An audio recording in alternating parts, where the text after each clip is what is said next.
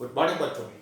मैं रमेश कुमार त्रिपाठी स्वागत करता हूं तुम सबका अपने इस यूट्यूब चैनल केमिस्ट्री गुरु में। बच्चों, हम अभी तक क्लास 11 में स्टार्ट किए थे एटम की संरचना, एटॉमिक स्ट्रक्चर। पहला पार्ट हमने बताया था, जिसमें हमने ये बताया था कि एटम होता क्या है, मॉलिक्यूल क्या होता है, एलिमेंट्स क्या है और कंपाउंड्स क्या होते हैं। तो यहां तक बात पहुंची थी कि परमाणु जो होता है, एटम, वो सबसे छोटी इकाई है तत्व की और इसमें तत्व के सारे गुण निहित होते हैं। ठीक है। फिर इसके बाद जैसा हमने तुमको बताया था कि अणु को तोड़कर परमाणु देखा गया कि परमाणु होता है। अब परमाणु के अंदर की बात करें तो परमाणु भी तीन चीजों से मिलकर बना है, इलेक्ट्रॉन, प्रोटॉन और न्यूट्रॉन। इलेक्ट्रॉन, प्रोटॉन और न्यूट्रॉन की संख्या का अंतर होने के कारण परमाणु के गुण बदल जाते हैं, नए परमाणु का निर्माण होता है। यह हमने बात कही थी। तो जब शुरुआत थी, रसायन विज्ञान की शुरुआत थी, तो वहां पर यह सोचा गया कि आखिरकार ये इलेक्ट्रॉन, प्रोटॉन, न्यूट्रॉन परमाणु में होते जरूर हैं, लेकिन किस प्रकार व्यवस्थित हैं, इसको लेकर तमाम सारे प्रयोग किए गए।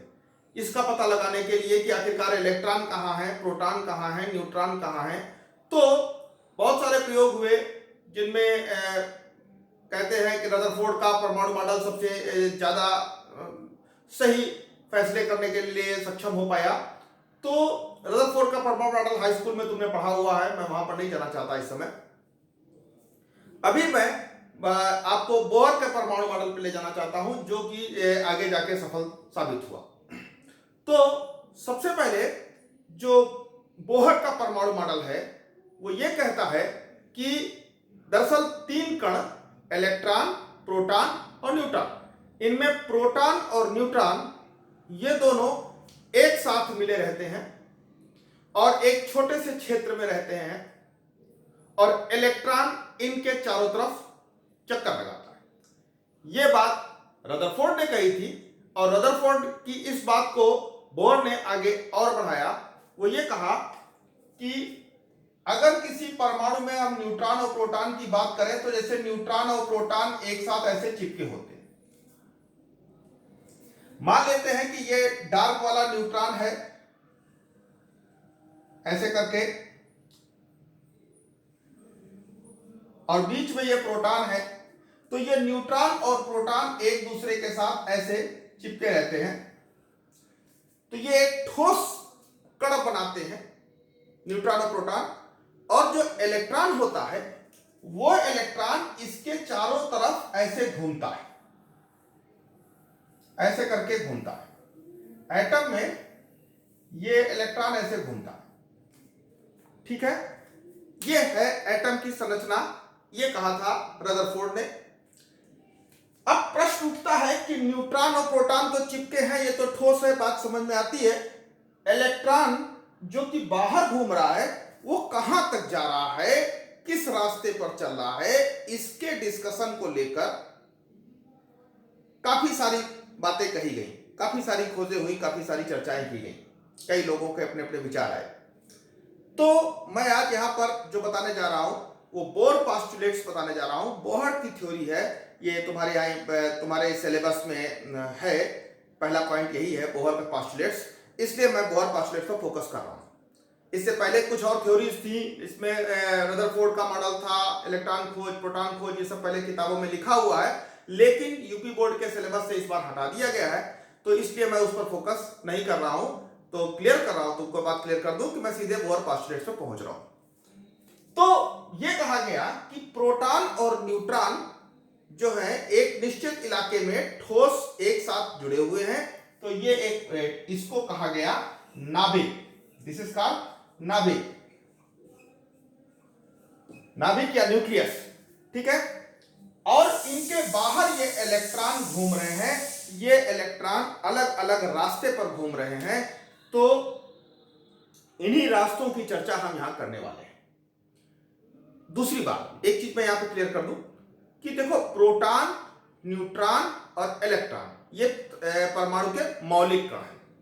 मौलिक कण का मतलब न्यूट्रॉन चाहे लोहे के परमाणु का हो, चाहे सोने के परमाणु का हो, न्यूट्रॉन न्यूट्रॉन होता है, उसमें कोई अंतर नहीं होता, वो किसी भी परमाणु से लिया गया हो। या इसी प्रकार से प्रोटॉन या इसी प्रकार से इलेक्ट्रॉन। इनके आकार, इनका वजन, इन पर आवेश सब में एक जैसा होता है, यानी न्यूट्रॉन एक मौलिक कण है, प्रोटॉन एक मौलिक कण है, उसका किसी तत्व से लेना देना नहीं है। ऐसा नहीं है कि हम सोने का प्रोटॉन कहें अलग होगा और तांबे का प्रोटॉन अलग होगा, ऐसा नहीं। ठीक है ना, ये बात क्लियर हो गई।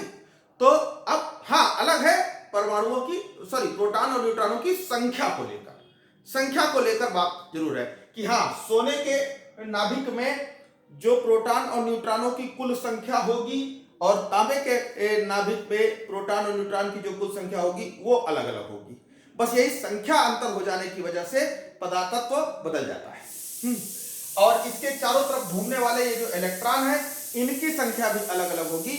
एक तांबे के परमाणु में जो इलेक्ट्रॉन, अगर मान लिया तांबे के परमाणु में 29 इलेक्ट्रॉन टहल रहे हैं, तो सोडियम के परमाणु में 11 इलेक्ट्रॉन टहल रहे होंगे। ये अलग अलग होगी, ये संख्या अलग अलग है। इसी संख्या के कारण तत्व बदल जाता है। इलेक्ट्रॉन तो वही है, इलेक्ट्रॉन के शेप साइज में कोई अंतर नहीं है, अंतर उसकी संख्या में है। तो मैं बात कर रहा था कि नाभिक में जो होता है न्यूट्रॉन और प्रोटॉन जुड़ा होता है। अच्छा, एक बात और जान लो कि न्यूट्रॉन, प्रोटॉन और इलेक्ट्रॉन में जो न्यूट्रॉन है, न्यूट्रॉन और प्रोटॉन का वजन लगभग बराबर होता है। ये दोनों लगभग बराबर होते हैं और काफी ज्यादा होते हैं। और इलेक्ट्रॉन का वजन बहुत कम होता है, इसका वजन बहुत कम है, लगभग 10⁻⁴ गुना, या हम देसी भाषा में कहें तो लगभग 9000 गुने का अंतर है इलेक्ट्रॉन के और इसके वजन में। ठीक है, समझ में आएगा। और चूंकि न्यूट्रॉन प्रोटॉन का वजन ज्यादा है, इलेक्ट्रॉन का वजन बहुत कम है, तो ये दोनों न्यूट्रॉन और प्रोटॉन चूंकि नाभिक में है, शामिल है, यहीं पर मौजूद है, तो यदि हम ये कहें कि अगर किसी प्रोटॉन के पास, किसी परमाणु के पास 6 प्रोटॉन, 6 न्यूट्रॉन और 6 इलेक्ट्रॉन है, तो उस परमाणु का जो टोटल वजन होगा, जो उसका टोटल द्रव्यमान होगा, वो द्रव्यमान इस पर निर्भर करेगा। ये जो है न्यूट्रॉन और प्रोटॉन, ये टोटल इसका द्रव्यमान होगा। और इसके बाहर जो इलेक्ट्रॉन घूम रहे हैं वो तो हवा में घूम रहे हैं, वो वैसे भी बहुत छोटे पार्टिकल हैं, तो उनका कोई मतलब नहीं रह जाता, उनका द्रव्यमान कोई माने नहीं रखता। इसीलिए ज्यादातर न्यूट्रॉन और प्रोटॉन के द्रव्यमानों का जो योग है, उसी को हम परमाणु द्रव्यमान, परमाणु भार बोल देते हैं। Is it clear? तो नाभिक में न्यूट्रॉन और प्रोटॉन एक साथ रहते हैं। ये ठोस होता है, इसका अपना अस्तित्व है, और इसके चारों तरफ ये इलेक्ट्रॉन घूम रहे हैं। अब ये इलेक्ट्रॉन जो घूम रहे हैं, तो सवाल उठता है कि क्या ये इलेक्ट्रॉन ऐसे ही अगर घूम रहे हैं तो ये एक दूसरे से कभी लड़ भी सकते हैं? और अगर लड़ गए तो टूट जाएंगे या नष्ट हो जाएंगे। तो ये एक दूसरे से कभी टकराते नहीं है, कभी लड़ते नहीं है। इसका क्या मतलब है? क्योंकि परमाणु जो आज से सैकड़ों साल पहले अगर किसी एक चीज में, मान लिया तुम्हारे पास कोई पेड़ है, तो पेड़ में कार्बन के परमाणु है। अब उस परमाणु में जो इलेक्ट्रॉन, प्रोटॉन, न्यूट्रॉन आज से 100 साल पहले चल रहे थे, वो आज भी घूम रहे हैं। और आज तक वो इलेक्ट्रॉन उस परमाणु में वैसे ही घूम रहा है जैसे 100 साल पहले घूम रहा था। तो आखिरकार इतने दिनों से ये सब घूम रहे थे, तो ये आपस में लड़े क्यों नहीं? और अगर लड़े नहीं तो कुछ तो बात है कि इनके चलने के तरीके में कुछ तो अंतर है। उस अंतर को यहां बोर ने क्लियर किया। उन्होंने कहा कि दरअसल जो नाभिक होता है, नाभिक के चारों तरफ इलेक्ट्रॉन ऐसे नहीं घूमते। ये नहीं कि मतलब ऐसे ही जिगजैग घूम रहे हैं, बल्कि होता यह है कि नाभिक के चारों तरफ ये इलेक्ट्रॉन एक निश्चित रास्ते पर घूमते हैं। ये मतलब ऐसे नहीं घूम रहे। उन्होंने कहा कि ये इलेक्ट्रॉन कुछ ऐसे घूम रहे हैं। एक इलेक्ट्रॉन यहां चल रहा है, दूसरा इलेक्ट्रॉन यहां चल रहा है, कोई इलेक्ट्रॉन यहां चल रहा, कोई इलेक्ट्रॉन यहां चल रहा। तो चूंकि सब अलग अलग रास्ते पर चल रहे हैं, इसलिए इनके लड़ने की संभावना नहीं है, इनके टकराने की संभावना नहीं है। किसने कहा? बोहर ने कहा। बोहर ने कहा कि नाभिक के चारों तरफ घूमते हुए इलेक्ट्रॉन अलग अलग सर्कुलर पाथ पर एक वृत्ताकार रास्ते पर गति करते हैं, और हर इलेक्ट्रॉन के चलने का जो रास्ता है वो दूसरे से अलग है। इसीलिए वो एक निश्चित रास्ते पर चलते रहते हैं, और तब इस कारण वो एक दूसरे से नहीं टकराते। बिल्कुल वैसे ही जैसे एक गोल मैदान में तुम लोगों को दौड़ने के लिए कहा जाए कि भाई 10 लड़के हैं, चक्कर लगाओ। अब 10 लोग एक साथ अगर दौड़ पड़े तो जाहिर सी बात है एक दूसरे से लड़ जाएंगे। लेकिन अगर 10 लाइनें खींच दी जाएं 10 पटरियां बना दी जाएं गोल गोल ऐसे वृत्ताकार रास्ते पर, और कहा जाए तुम इस वाली लाइन पर चलोगे, तुम इस वाली लाइन पर चलोगे, तुम इस वाली लाइन पर चलोगे, सब अलग अलग रास्ते हो, तो फिर ऐसी कंडीशन में दोनों के किसी के भी लड़ने की संभावना नहीं रह जाती, कभी नहीं लड़ेंगे अगर उसी रास्ते पर चलते रहे। बिल्कुल यही होता है कि परमाणु के अंदर इलेक्ट्रॉन नाभिक के चारों तरफ वृत्ताकार रास्ते पर गति करता रहता है और उसका एक निश्चित रास्ता है, उसी रास्ते पर वो गति करता है और कभी भी एक दूसरे से नहीं लड़ता। तो एक पॉइंट तो ये था। लेकिन अब एक समस्या ये थी कि आखिरकार नाभिक से कितनी दूर वृत्ताकार रास्ता बनता है। जैसे एक मिनट, डस्टर मेरा, जैसे यहां पर मैंने एक नाभिक बनाया, ये एक नाभिक है, इस नाभिक में न्यूट्रॉन है और प्रोटॉन है, ठीक। अब इलेक्ट्रॉन चक्कर लगा रहा है, ये इलेक्ट्रॉन मान लिया एक इलेक्ट्रॉन ऐसे चक्कर लगा रहा है, ठीक, दूसरा इलेक्ट्रॉन ऐसे चक्कर लगा रहा, तीसरा इलेक्ट्रॉन ऐसे चक्कर लगा रहा, चौथा इलेक्ट्रॉन ऐसे चक्कर लगा रहा। तो जब सब अलग अलग रास्ते पर चक्कर लगा रहे हैं तो फिर यह इसका मतलब आपस में नहीं लड़ेंगे। लेकिन अब एक समस्या यह भी आई कि ये तो हमने एक लाइन खींच दी, एक इलेक्ट्रॉन यहां चल रहा है, इतनी दूर है यहां से, और दूसरा इलेक्ट्रॉन यहां से यहां है, ठीक है। अब लेकिन सवाल ये उठता है कि ये लाइन तो हमने खींची ना, तुम कहोगे क्या एक लाइन हम यहां की देते, इलेक्ट्रॉन यहां घूम रहा, या कोई कहे यहां घूम रहा, ऐसे तो सैकड़ों लाइनें खींची जा सकती है नाभिक के चारों तरफ। आखिरकार कितनी दूरी पर घूम रहा है, यहां से यहां की दूरी कितनी है, ये कितनी दूरी पर ये इलेक्ट्रॉन घूम रहा है, इसका पता कैसे चलेगा। तो इसके लिए बोर्ड ने कहा कि दरअसल ये तमाम सारे रास्ते वृत्ताकार तमाम कक्षाएं बनाई जा सकती हैं, लेकिन इलेक्ट्रॉन हर रास्ते पर तो नहीं चलता, उन्हीं रास्तों पर चलता है जिनका कोणीय संवेग, कोणीय संवेग समझते हो नहीं, देखो एक होता है वेग माने चलना, गति, स्पीड 10 किलोमीटर प्रति घंटा, 20 किलोमीटर प्रति घंटा। इस वेग के साथ m यानी द्रव्य जो चीज चल रही है उसके द्रव्यमान m को गुणा कर दिया जाए तो वो क्या कहलाएगा, mv, वो कहलाएगा संवेग। v हुआ वेग, इसके द्रव्यमान से इसको गुणा कर दे, mv संवेग। और अगर वो तिरछे रास्ते पर चल रहा है यानी एक गोल रास्ते पर चल रहा है तो नाभिक से उसकी जो दूरी है ये r त्रिज्या, इस त्रिज्या को भी इसको गुणा कर दे तो ये कहलाएगा कोणीय संवेग, mvr। अब जरा देखना, यहां पर इलेक्ट्रॉन चल रहा है तो इलेक्ट्रॉन का m तो निश्चित है, द्रव्यमान निश्चित है, इलेक्ट्रॉन अपना चल रहा है, इलेक्ट्रॉन का अपना वजन होता है वही रहेगा।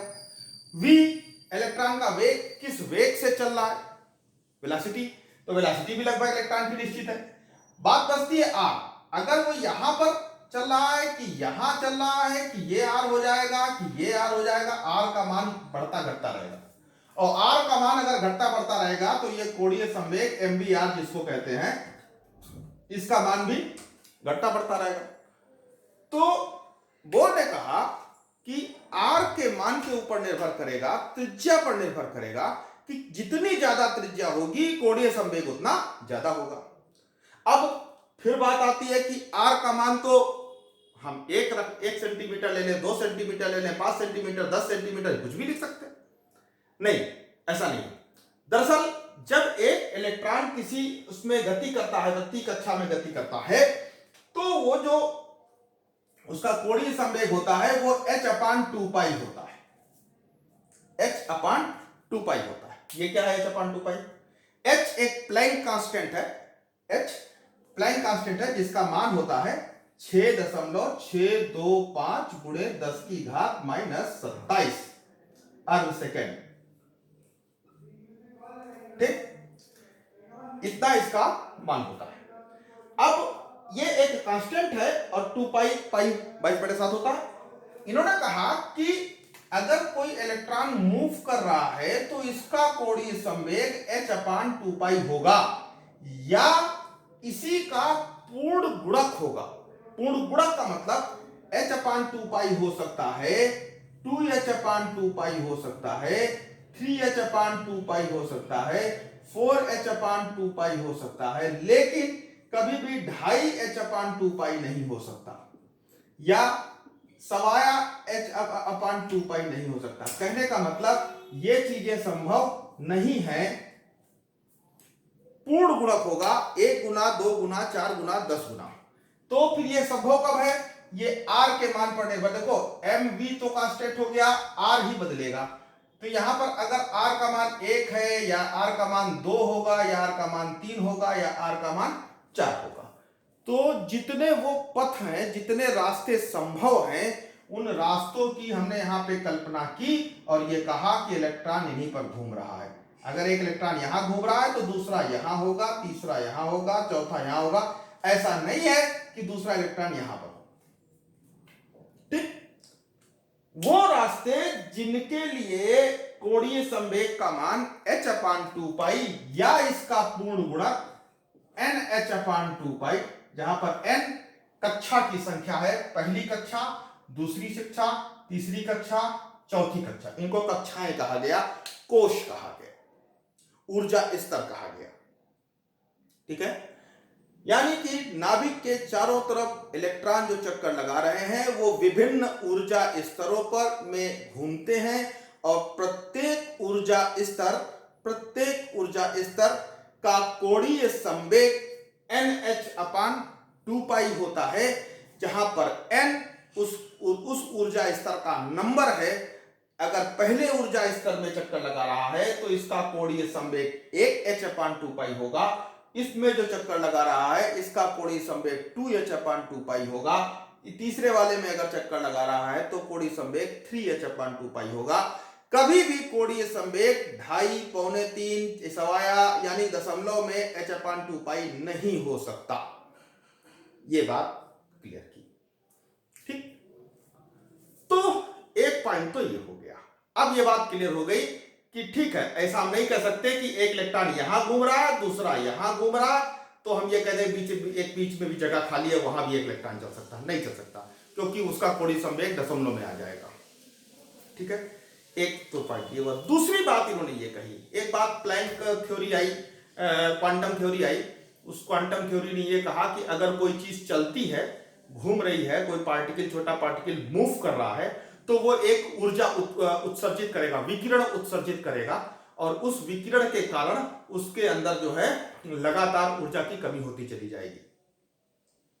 एक विकिरण उत्सर्जित करता है और यह विकिरण एक जैसा सतत होना चाहिए।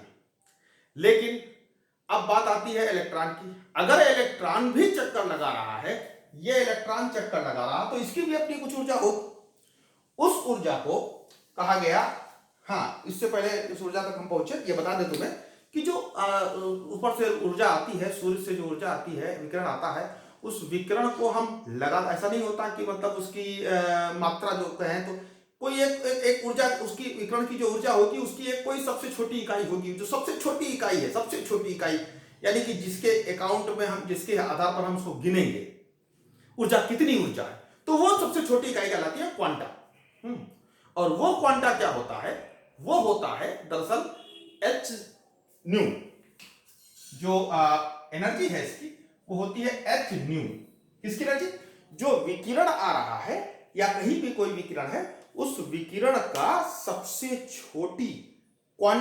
छोटा बंडल, कहते हैं विकिरण सतत नहीं होता, ऐसा नहीं कि जो है 1.5 जूल ऊर्जा, 5 जूल, 10 जूल, 50 जूल, 60 ऐसे करके ऊर्जा होती ना, तो हम ये नहीं कह सकते 2.3, 2.4, 2.5, ऐसे नहीं कह सकते।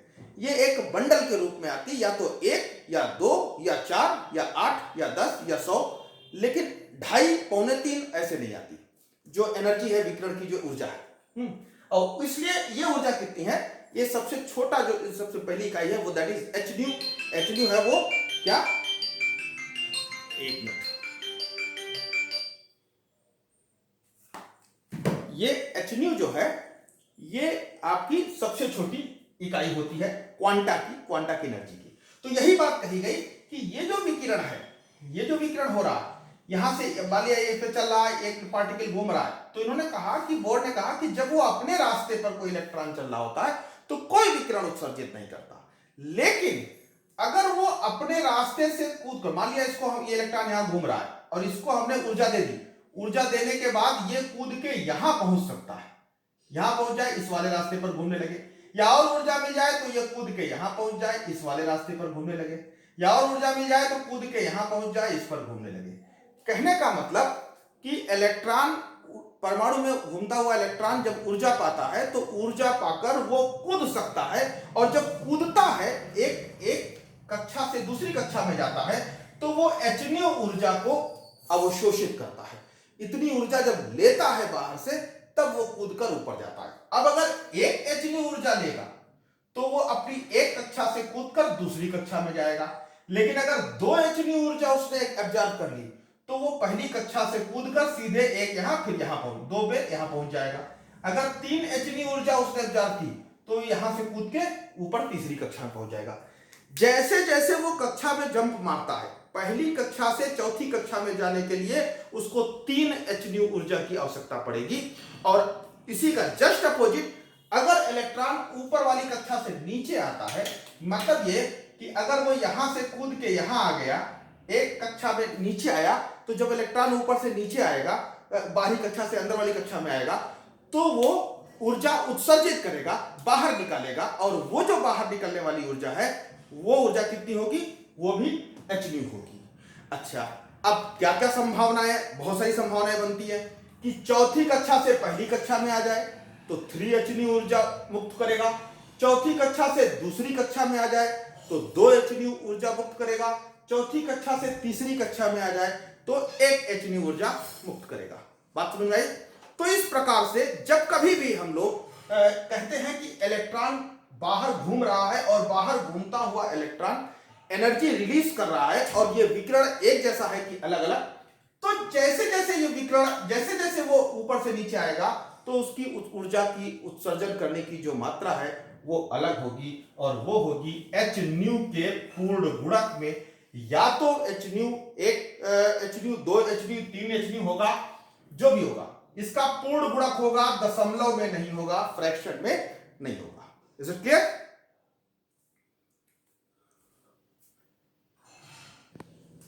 हाँ, तो ये जो क्वांटाइज hν जिसकी मैंने बात की, जो ऊर्जा का मैंने कहा विकिरण जो उत्सर्जित होता है, इसमें hν बराबर होता है hc/λ।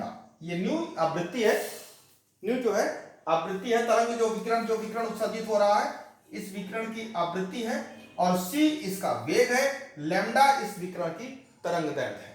ठीक है, h प्लैंक कांस्टेंट है। ठीक, तो इस प्रकार से बोहर ने इस बात को क्लियर किया कि नाभिक के चारों तरफ इलेक्ट्रॉन वृत्तीय कक्षाओं में घूमते हैं। वृत्तीय कक्षा में घूमते हुए इलेक्ट्रॉन आपस में नहीं टकराते। उसके पीछे कारण केवल इतना है कि वो अलग अलग रास्ते पर घूमते हैं। फिर हर रास्ते पर ऐसे तो तमाम वृत्तीय कक्षाएं खींची जा सकती हैं, लेकिन प्रत्येक वृत्तीय कक्षा पर इलेक्ट्रॉन नहीं चलता। इलेक्ट्रॉन केवल उन्हीं वृत्तीय रास्तों पर चलते हैं, उन्हीं वृत्तीय कक्षाओं में चलते हैं जिनमें जो संवेग है, कोणीय संवेग है MBR, इसका मान h/2π या इसका पूर्ण गुणक होता है। पूर्ण गुणक होता है। जब कोई इलेक्ट्रॉन गति कर रहा होता है तो वो ऊर्जा का उत्सर्जन नहीं करता।